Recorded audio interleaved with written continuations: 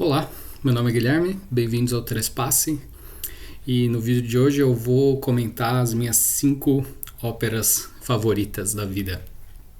Não são as melhores, são as minhas favoritas, é uma lista que pode mudar sempre, mas eu diria que essa minha lista até que ela segue bem estável, a ordem delas pode mudar, só que ela segue estável já faz uns bons anos.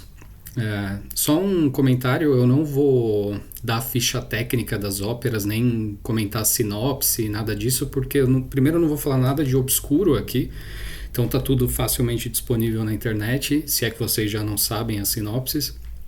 E segundo, que se eu for ficar explicando cada coisa assim, o vídeo vai ficar mais longo ainda e não é a ideia aqui, né? Existem outros vídeos de outras pessoas muito melhores do que eu, dando sinopses das óperas, e aqui minha proposta é outra, mas comentá-las mesmo à luz da minha experiência com cada uma delas. Então, para começar, Don Giovanni, de Mozart. Don Giovanni é uma das grandes obras da humanidade, né? Para alguns seria até a maior obra da história da humanidade. Se não me engano, o Flaubert falou isso ou algo assim. É uma ópera a qual eu volto sempre, sem sentir que ela se esgota. Se tá passando Don Giovanni, você me convidar para ir, eu vou, porque eu não me canso de Don Giovanni. É uma ópera cheia de melodias que são absolutamente memoráveis. Tem canções, tem áreas, alguns momentos assim que parecem simples, que são quase assobiáveis, né? E muitas vezes são mesmo. Só que essa simplicidade é enganosa, porque Mozart consegue analisar a alma humana através de uma transparência musical que é inacreditável. Ele faz uma música que é clara, luminosa, só que ao mesmo tempo ele consegue ir fundo em algumas zonas completamente escuras da experiência humana. Don Giovanni oficialmente é um drama jocoso, né? Que seria uma ópera onde o cômico e o trágico convivem. E eu penso sempre que o Don Giovanni é uma comédia com o inferno dentro. O inferno vive ali. Ele tem humor o tempo todo. E tem essa coisa dos disfarces, dos criados, as perseguições, o desejo, a sedução, uma confusão social, né, entre várias classes e tal. Só que também tem aquilo, tem o assassinato, né, a traição de confiança, a profanação, um medo latente. Até chega no último ato assim ao paroxismo, com a coisa da danação, né, sagrada, tal. É fantástico. E o Mozart trata tudo isso com uma generosidade humana, porque ele nunca olha os personagens de cima para baixo. Ele não reduz ninguém, que seria algo muito fácil de cair, a uma espécie de um arquétipo, assim, a uma função moral muito simples. Nenhum dos personagens, a Zerlina, a Dona Elvira, enfim. E o próprio Don Giovanni é fascinante porque ele não é psicologizado demais. O Don Giovanni é quase uma força. Ele é um princípio de desejo, de movimento, de negação, que sempre está recusando o limite. Ele sempre quer mais, ele sempre quer ir além. E isso é muito, muito parte da grandeza da ópera, porque o Mozart não entrega pra gente uma moral fechadinha, né? Don Giovanni é sobre isso, significa isso, qualquer coisa assim. Ele entrega um mundo humano inteiro pra gente viver ali e entender e se enxergar naquilo. E por essas e outras é uma obra inesgotável, porque ela é lírica, engraçada, só que ao mesmo tempo é sombria, é sensual, é terrível, e o humor nunca desaparece, só que o horror também nunca desaparece. E tem aquele final, né, que poderia contrariar um pouco do que eu falei, com aquela moral, né, aquele sexteto moralizante. Eu prefiro particularmente quando cortam aquele final, eu acho ele desnecessário, porque depois da entrada do Comendador, aquele momento quase assim, metafísico, você voltar para uma lição de moral é um pouco menos forte, né? Então, eu acho que aquilo não... Eu entendo a razão daquilo, só que eu acho que não faz muito sentido, eu prefiro sem. E se eu fosse recomendar uma gravação, eu recomendaria a do René Jacobs, de 2007, com a Orquestra Barroca de Freiburg, porque eu já ouvi muitas gravações tradicionais, né, de Don Giovanni, com os grandes cantores, os grandes maestros, enfim. Mas essa gravação do Jacobs foi muito refrescante para mim, quando eu escutei a primeira vez. Porque ela tem aquela abordagem historicamente informada e isso acaba limpando um pouco aquela camada de monumento que às vezes se coloca sobre uma ópera desse tamanho, né? Então, os andamentos são mais vivos, é tudo mais rapidinho, assim, os ataques são mais secos, a orquestra soa mais articulada. Eu costumo falar que é muito crocante tudo, sabe? A coisa mais crispy, assim. Só que eu não sei exatamente se é para toda hora essa gravação. É uma coisa mais, se você já ouviu muito Don Giovanni, eu acho que vai cair muito bem. Não sei se é ideal para ser o seu primeiro Don Giovanni, mas é o que eu recomendo, assim. Eu acho que o teatro aparece mais vivo aqui também, com mais nervo, né? E para mim é como se eu tivesse escutado Don Giovanni pela primeira vez, sabe? Trouxe tudo isso à tona, assim. Inclusive o Don Giovanni ainda é atual porque é uma ópera que ainda é viva, né? A gente sempre manteve ela viva e por esse aspecto dela ser perfeita, assim, na superfície, né? Ser aquela coisa muito, muito fácil de gostar, só que é abissal por dentro. É um mundo sem fim, né? De inferno. Enfim, Don Giovanni em quinto lugar. Em quarto lugar, L'Incoronazione di Popea, de Monteverdi, a coroação de Popeia. Essa ópera é importante aqui na lista para mim porque a ópera barroca é um outro mundo, né? Quando a gente pensa em ópera, geralmente a gente pensa na tradição romântica ou do bel canto, né? E aqui a Popeia vem de um outro universo. Pensar que é uma ópera que o Monteverdi escreveu ou publicou em 1643. Então ainda era a primeira metade do século XVII, era o comecinho do barroco e era outro mundo totalmente, porque apesar de não ser renascimento propriamente dito, está muito próxima daquela imaginação renascentista, aquela imaginação mais humanista da antiguidade. E as óperas barrocas têm muito essa coisa de tratar de temas mitológicos, de olhar para a antiguidade e tal. E aqui é uma obra que olha para Roma antiga como um espelho da vida humana.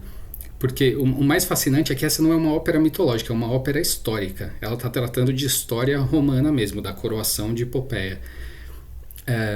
Só que não é só aquela coisa chapada, porque tem o aspecto do mito. Então você tem ao mesmo tempo ali personagens como Nero, Popeia, Otávia, o Sêneca é um personagem na ópera, e só que também tem a coisa dos deuses.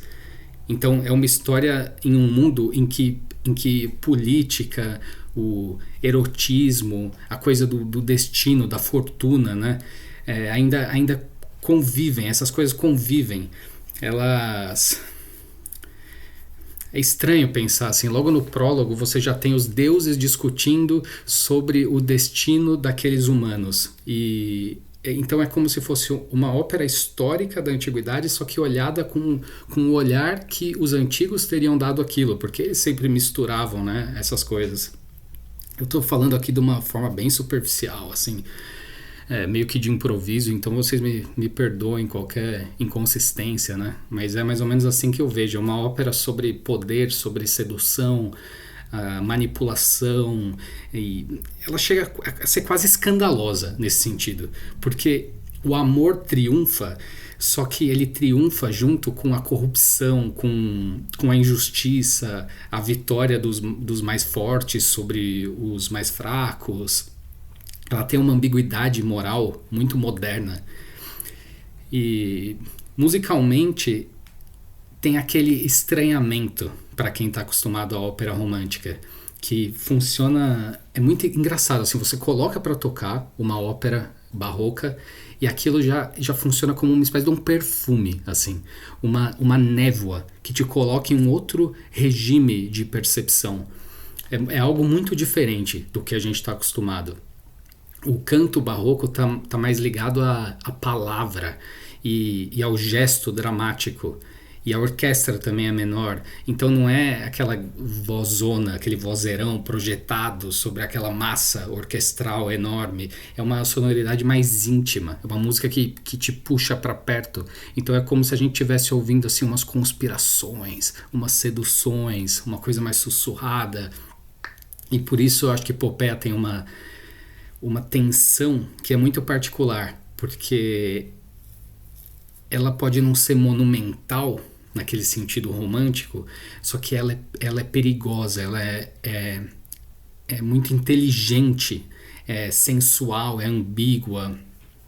Enfim, é por isso que ela é antiquíssima, só que ao mesmo tempo é muito moderna, porque entende essa coisa de que a política e o desejo raramente estão separados. E inclusive que a beleza pode estar do lado errado da história, né? É muito curioso isso.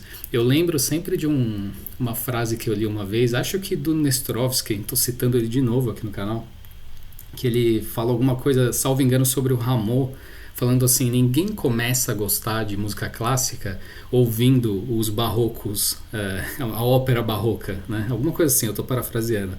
Só que depois que você escuta isso, é aquilo que te fisga de vez, que te mantém dentro.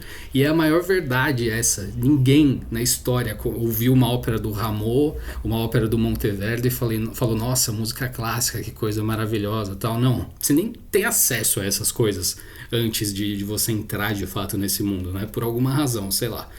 Mas depois que você tá dentro, que você escuta isso, nossa, é transformador. Talvez seja a melhor coisa que existe no universo da música clássica. Sinceramente, assim, é fantástico.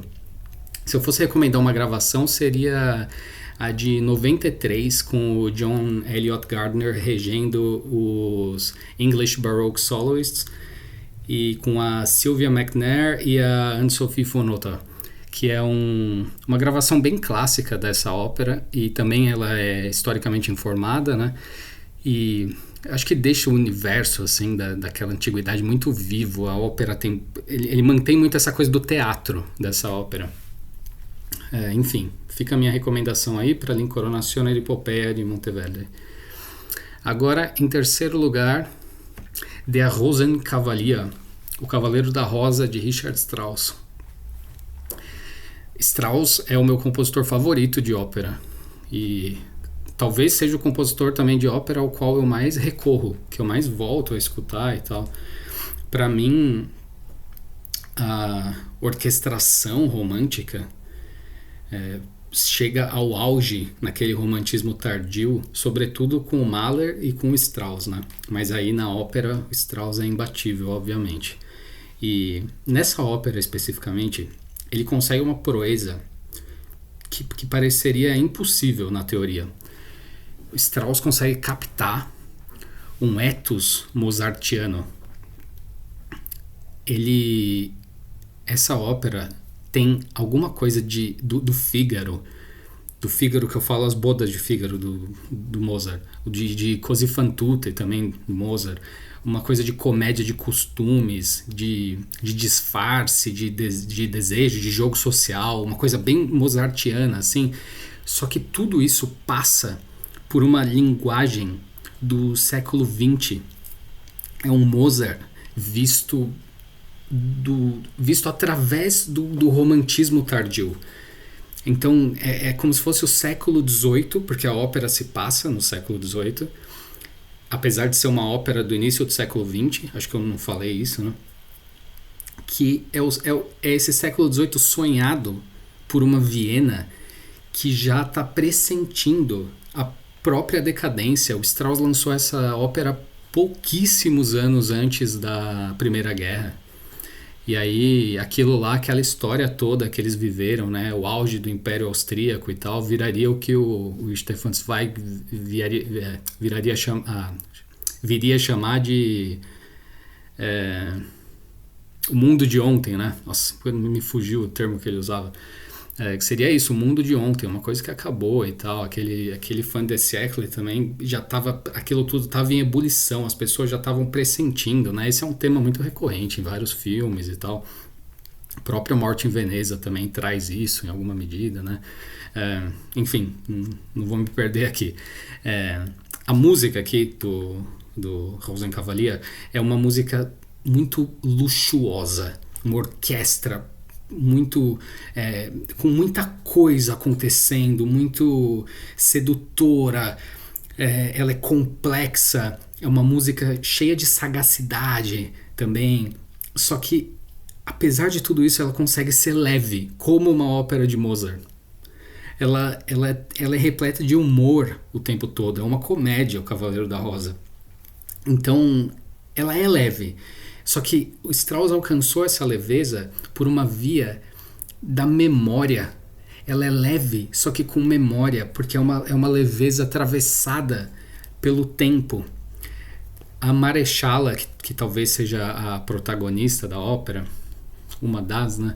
É uma das personagens mais comoventes da história da ópera, porque justamente ela entende essa coisa do tempo. Ela entende que a juventude passa, que o desejo passa, que certas coisas precisam ser deixadas ir. E o Strauss dá a essa consciência da Marechala uma música de uma beleza que beira o insuportável. É lindo de morrer. É uma coisa realmente assim de outro planeta, a música que ele escreve para essa personagem e para essa sensação dessa consciência do tempo, da passagem do tempo. Eu recomendo muito uma gravação de 56 com o Karajan regendo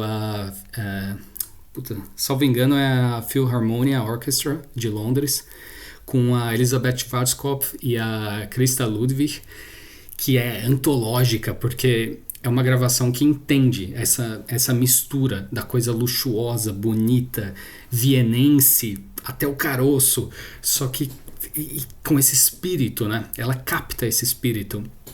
O Karajan era muito bom nisso, ele conseguia fazer a orquestra brilhar sem perder a fluidez teatral. Nesse repertório especificamente, né, germânico do final do século XIX, início do século XX, e aqui a Schwarzkopf fazendo a Marechala, ela tem bem essa combinação mesmo de elegância, de inteligência, um certo controle, só que sempre com uma melancolia incurável. E a Christa Ludwig como o Octavian, que traz uma coisa de juventude, um ardor, uma nobreza vocal, né? É incrível, assim, aquele tom de mezzo dela, tão quente, tão cheio de ternura. Aquela cena que ela fala que você me conhece por outro nome, Can-Can. Nossa, é uma das coisas mais tenras da história da música e da história da arte, sabe? E é uma gravação que entende também que essa ópera precisa ser sensual, precisa ser engraçada, precisa ser comovente, tudo ao mesmo tempo, porque se fica pesado demais ela morre, e se fica leve demais ela perde essa profundidade que é essencial também. E ainda tem esse jogo de gênero, né? Que é uma das coisas mais deliciosas dessa obra, que o Octavian é um papel em travesti, né? Porque é um homem que é interpretado por uma mulher, por uma mezzo, e dentro da trama esse homem se disfarça de mulher. Então a gente tem uma mulher interpretando um homem que interpreta uma mulher, né? Só que isso não é um detalhe também, é uma coisa mozartiana, né? Ele pega isso claramente do Cherubino, das Bodas de Fígaro, né? Do Mozart. E é muito bonita essa coisa do disfarce, né? Da ambiguidade e tal. Enfim, Der Rosenkavalier é uma ópera sobre o tempo, sobre o desejo, sobre a elegância da renúncia, esse humor diante da decadência. E essa beleza, né, tão dolorosa de perceber que a vida continua sem pedir licença, que a vida é implacável e, além de tudo, é uma comédia. É uma comédia, só que é uma comédia escrita por alguém que entendeu o que é a tristeza profundamente. Isso dá outra dimensão para ela, né? É isso, Der Rosenkavalier, O Cavaleiro da Rosa, de Richard Strauss. Agora, em segundo lugar, Das Rheingold, O Ouro do Reino, de Richard Wagner. Essa é a primeira ópera da tetralogia do Anel. E foi a primeira ópera do Anel que eu escutei, né? A tetralogia do Anel talvez seja a maior obra de arte já criada por um único indivíduo. Pensando que o Wagner escreveu toda a música e escreveu toda a poesia, porque chamar aquilo também de letra, só de libreto, é pouco, porque são essas palavras aqui. Eu acho que a única coisa que dá para rivalizar é o teto da Capela Sistina do Michelangelo. Acho que dá para rivalizar em termos assim de feito histórico, né, artístico. Enfim, quando eu escutei essa ópera pela primeira vez, o Ouro do Reino, eu ouvi com o fone de ouvido. Eu não assisti ao vivo, eu estava acompanhando o libreto e eu não imaginava que aquela seria uma experiência assim tão imersiva. Eu já tinha escutado Wagner, eu já tinha visto Wagner ao vivo, tinha visto Lohengrin, que foi uma experiência também que foi muito marcante para mim. Já tinha visto o holandês, enfim, tem outro nome, né? O Navio Fantasma, mas essa ópera realmente me mostrou assim uma coisa que eu não estava esperando, porque foi uma das primeiras vezes que eu entendi a ópera como um mundo total. Ela tinha essa capacidade. A coisa do Gesamtkunstwerk, né, a obra de arte total que o Wagner concebeu, ele provou aqui que esse negócio existe. É impressionante, porque ele consegue criar um universo e ele coloca o ouvinte dentro desse universo. Ele não te coloca para assistir, para ver de longe, não, ele te coloca ali no meio, no turbilhão, dentro daquelas circunstâncias da ópera. E é difícil falar sem falar da música. A abertura já é impressionante por isso, assim, porque a música parece que nasce já do fundo do Reno. É uma coisa que vai sendo construída, como se aquele mundo tivesse sendo formado diante da gente, assim. É quase uma cosmogonia musical. É um mundo que nasce do som. Eu fiz questão de trazer aqui para essa ópera isso aqui é a partitura integral, né? A grade completa, só para tentar ilustrar um pouco. Não sei se vai dar para ver, mas isso daqui, aqui ele começa, né, com um mi bemol nos contrabaixos, aí entra os fagotes e depois vão entrando as trompas, fazendo esses arpejos aqui, bem simples, só que sempre uma por vez. E assim ele vai construindo essa música vai nascendo, você vai ficando cada vez mais hipnotizado, vão entrando outros timbres, outros sons, e aquilo vai te colocando em outro estado também. E aí nisso vem as filhas do Reno, né? Aquelas espécies de sereias, né? Que são as guardiãs do ouro que estão no fundo do Reno. E aquela música que elas cantam, nossa, quando eu escutei pela primeira vez aquilo, é uma música que é líquida, ela é indescritível, é uma coisa mística, sedutora, inebriante. Aquilo vai te deixando assim, nossa, é muito difícil de explicar. E aquilo tudo, aquela música, com aquela introdução, é como se a gente ainda estivesse num mundo que é anterior à queda. Ainda é um mundo mítico, porque ainda não aconteceu tudo o que vai acontecer, que é a coisa do roubo, a ganância dos deuses, a corrupção do ouro, enfim. E aí, no meio dessa música maravilhosa tal, aparece o Alberich, e que é quem, enfim, ele renuncia ao amor para possuir o ouro do reino e forjar o anel, né? E que aqui esse acaba sendo o núcleo filosófico do ouro do reino, que é a coisa do poder absoluto em troca da renúncia ao amor. E eu acho também muito importante a coisa dos deuses que são corrompidos por sentimentos que a gente associa aos humanos, que são sentimentos inerentemente humanos. Mas aqui não, aqui os deuses se corrompem também por esses sentimentos, né? Pela vaidade, pela ganância. E aí, a partir desse momento, a ópera deixa de ser mito, simplesmente, e começa a virar essa reflexão sobre o poder, sobre a coisa da dívida, da maldição.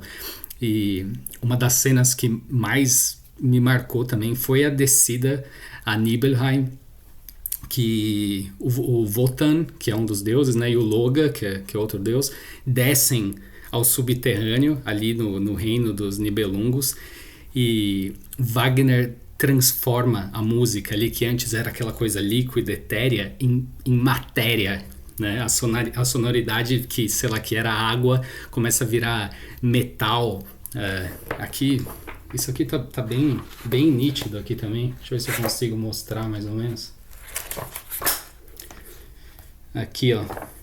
Começa no final do segundo ato, né?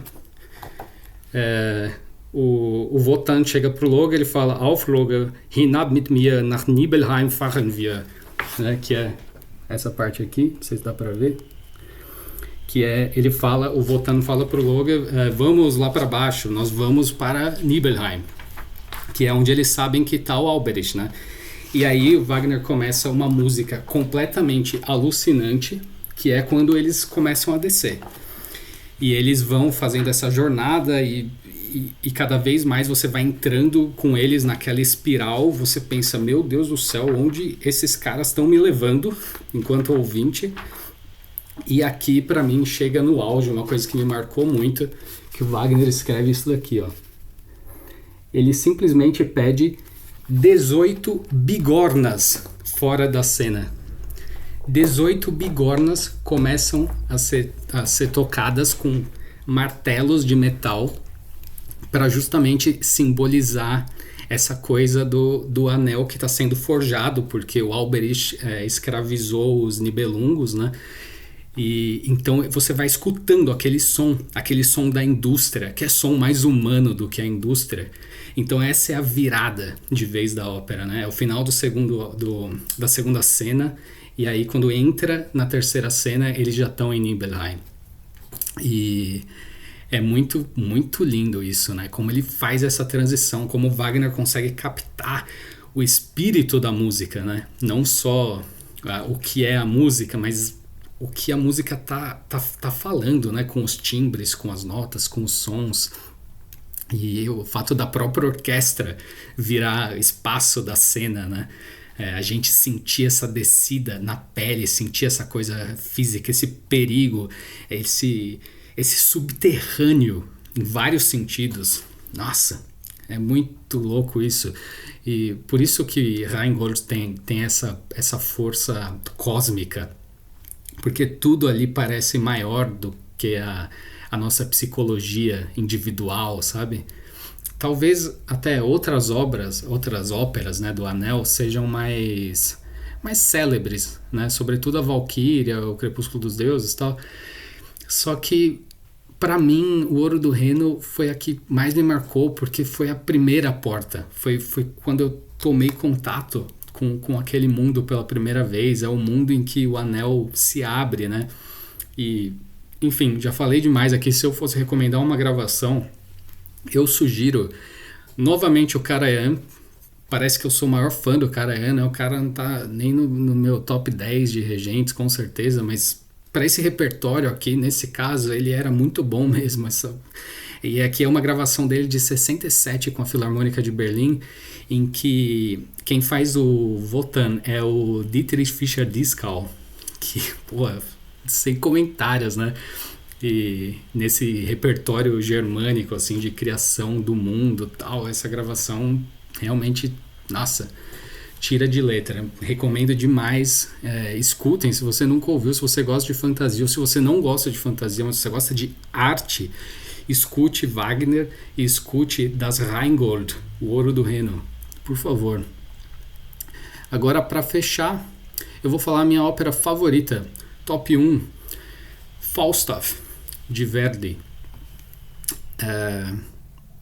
Foi a última ópera que o Verdi escreveu. Inclusive tá aqui, ó, esse quadro que aparece aqui é um quadro inspirado por um artista, agora eu tô na dúvida se ele é belga, da parte flamenga lá, ou se ele é holandês, mas enfim, esse artista fez vários quadros inspirados nas óperas de Verdi, né? E esse daqui é do Falstaff. Esse aqui embaixo é La Traviata. Mas enfim, sempre deixo aqui o Falstaff comigo. E foi a última ópera que o Verdi escreveu, voltando. E pensa assim, ele já tinha composto dezenas de óperas, né? O Verdi foi muito... nossa, me fugiu a palavra agora. Enfim, ele produziu muito, né? Durante a vida. E aí ele meio que se aposenta. E depois de um longuíssimo intervalo, ele volta e ele compõe Otelo, e em seguida, quase já octogenário, ele tinha, quase 79 anos, alguma coisa assim, ele compõe Falstaff. E Falstaff é uma comédia. E para quem conhece Verdi, ele tinha escrito uma comédia na vida inteira dele. A segunda ópera dele, Un giorno di Regno, foi um fracasso. Foi a única comédia que ele tinha escrito. Aí ele se consagra fazendo os dramas históricos, as óperas shakespearianas, as grandes tragédias, tudo que ele fez, tal, genial. Amo o Verdi. E na última ópera dele, ele vem com uma comédia. E, pô, isso é muito significativo, né? Enfim, ele baseou, né, o Falstaff, principalmente, é Shakespeare também, né, um personagem de Shakespeare, ele baseou principalmente nas Alegres Comadres de Windsor e no Henrique IV também, que tem o personagem ali, né, alguns elementos. O Falstaff é um cavaleiro velho, um fanfarrão, um beberrão, endividado, cheio de lábia, e tem uma autoestima delirante. E ele tenta manipular os outros, né? Ele acha que vai seduzir, que vai enganar, que vai tirar vantagem. Ele realmente acredita nisso. Só que ele acaba sendo enganado por pessoas muito mais inteligentes do que ele. E a grandeza da ópera tá no modo como isso se resolve. Porque o Verdi poderia muito bem ter transformado essa história numa coisa de vingança, né? Ou pior, numa moralidade muito simples, né? Sobre um velho ridículo sendo punido e tal. Só que não, no fim, o Falstaff ri. E ele ri dos outros, ele ri do mundo e ele ri de si mesmo. Com uma verdade, sabe? Ele ri assim, como quem realmente tá achando tudo aquilo engraçado, de um jeito muito bonito. E esse riso é a grande sabedoria para mim dessa ópera. Porque o Falstaff é uma ópera muito lúcida, sabe? Na avaliação do que é o ser humano. Porque todo mundo engana, todo mundo finge, todo mundo interpreta um papel, todo mundo participa de algum jogo social. Só que o Verdi olha para isso sem ressentimento. É uma ópera que entende essa fraqueza humana, só que sem transformar isso em tragédia. E para mim tem uma ternura tão grande nisso, sabe? Musicalmente, né, falando assim, é espantoso o que ele fez aqui em Falstaff, porque ele tá no fim da vida, como eu falei, e ele escreve uma música que é de uma juventude, assim, absoluta. É uma ópera ágil. Ela é cheia de ironia, cheia de contraponto. E o mais curioso é que o Verdi faz isso absorvendo o problema wagneriano da questão da continuidade musical, que foi um dos grandes temas da ópera durante o século XIX, né? Porque o Wagner veio com essa história de que a música não podia parar. E os italianos tinham essa tradição das árias, que você para, canta e aplaude e tal, né? E as óperas do Wagner não, são música contínua pelo tempo todo. E aí o Verdi volta, a última ópera dele, Falstaff, é música contínua o tempo todo, né? Ele absorve as ideias de Wagner, só que de um jeito bem bonito também, porque ele faz isso para dar razão para a comédia dele, porque é uma música que parece estar sempre em movimento, é como se cada frase dos personagens nascesse diretamente da ação. Então tudo é extremamente técnico, é uma síntese, né, de uma vida inteira, uma vida de domínio vocal, domínio teatral, domínio orquestral. A gente está falando de Giuseppe Verdi, sabe? Um dos maiores nomes da história da arte. E o final é uma das coisas mais bonitas que existem na história da ópera, porque ele termina com uma fuga para 10 vozes. Uma fuga é uma forma bem rigorosa, tal, de contraponto, e que significa que são 10 vozes e que cada voz ali, nesse caso é literalmente uma voz, uma pessoa cantando, cada personagem está cantando uma coisa diferente, e a gente escuta essas 10 linhas simultaneamente. E para você conseguir construir isso musicalmente, isso exige uma habilidade muito intensa, assim, de artesanato mesmo, musical, né? E o que eles estão falando ali nessa fuga é tutto nel mondo è burla, que significa tudo no mundo é farsa, tudo no mundo é brincadeira, enfim. E que lindo é isso, sabe? A última coisa que tem numa ópera do Verdi é essa frase. Ele usa uma das formas mais rigorosas tecnicamente da música para dizer que tudo é farsa, tudo é jogo, tudo. Eu fico pensando muito naquela frase do samba do Nelson Sargento, que ele fala assim, o nosso amor é tão bonito, ela finge que me ama e eu finjo que acredito. E sei lá, tem um humor aí, mas tem uma sabedoria também, né? De como viver a vida e tal. E bom, se eu for recomendar uma gravação de Falstaff, acho que pode ser a do Giulini de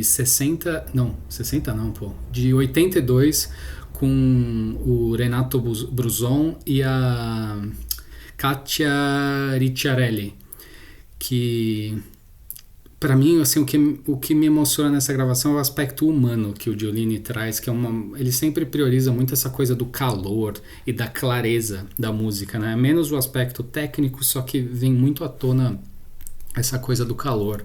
E o Bruzon faz um Falstaff que é muito ridículo, como tem que ser, na minha opinião, só que ele nunca é desprezível. Assim, a gente ri dele, só que a gente também sente uma certa compaixão. E isso é fundamental, porque Falstaff é uma ópera sobre aceitar a natureza humana sem a gente precisar odiá-la. E as mulheres aqui nessa gravação também são muito boas. As mulheres da ópera são brilhantes porque elas são muito mais inteligentes que o Falstaff, e elas fingem, né, que se deixam enganar. Mas aí no fim elas que controlam o jogo. Então tem essa coisa de uma inteligência feminina contra a vaidade masculina. Para mim, Falstaff é o ponto mais alto de Verdi, o que significa dizer muito, muito mesmo. para alguém que compôs Nabucco, que compôs La Traviata, que compôs Il Trovatore, Rigoletto, Otello, Aida, a lista vai, né?